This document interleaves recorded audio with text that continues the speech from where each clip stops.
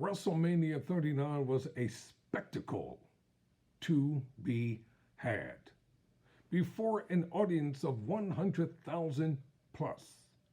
It all went down last night, and I'm here to talk about the aftermath between Lesnar on Omos, the WWE rumors on Vince McMahon, Roman Reigns, the tribal chief, Cody Rhodes, the American Nightmare, and Bad Bunny. I'm Todd Tanner. This is Wrestling News Now. So let's just get right down to it. First, let's talk about Brock Lesnar, how he liked his WrestleMania feud with Omos. Brock Lesnar's victory over Omos probably isn't a match fans will remember for years to come. For the former world champion, he enjoyed the opportunity to go up against a younger wrestler, particularly one who stands at 7 feet 3 inches. I liked this matchup when it was proposed to me because I like the David and Goliath, Lesnar said. The 437 mark of his interview with ESPN's Daniel Cormier. Some people look at me like the Goliath, but just the sheer size difference in this human being, I approach this like me giving back to the business now. In the interview, which was done before WrestleMania, Lesnar told Cormier he wasn't sure whether he'd be able to get Omos up for his F5 finisher. The Beast Incarnate did just that to put the big man away. For some fans, a Lesnar versus Omos feud felt a little underwhelming heading into WWE's biggest show of the year.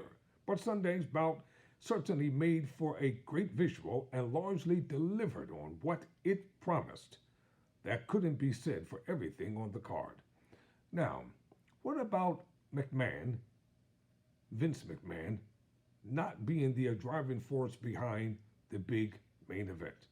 In one of the bigger WrestleMania shocks in recent memory, Roman Reigns defeated Cody Rhodes to retain the undisputed WWE Universal Championship. All of the signs seemingly pointed to Rhodes coming out on top. He returned to WWE to achieve the one thing his dad failed to accomplish. You all remember the one and only Dusty Rhodes, the American Dream.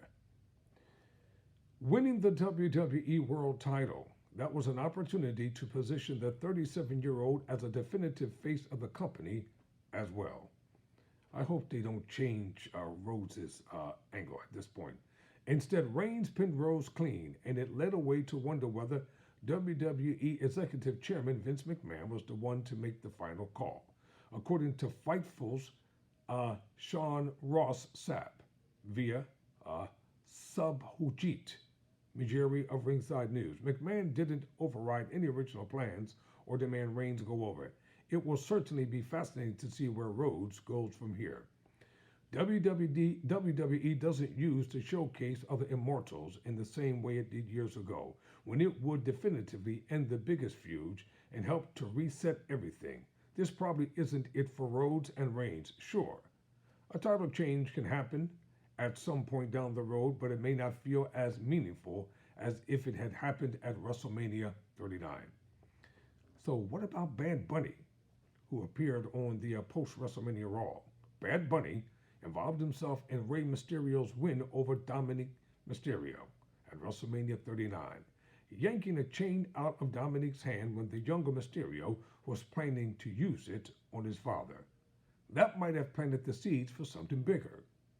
Snap via Ringside News, Flex Upton reported Bad Bunny is scheduled to be on the broadcast of Raw tonight.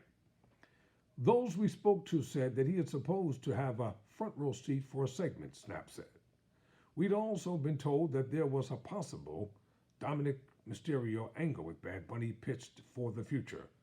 WWE already announced the recording artist will host Backlash on May 6th, which will emanate from his home country of Puerto Rico.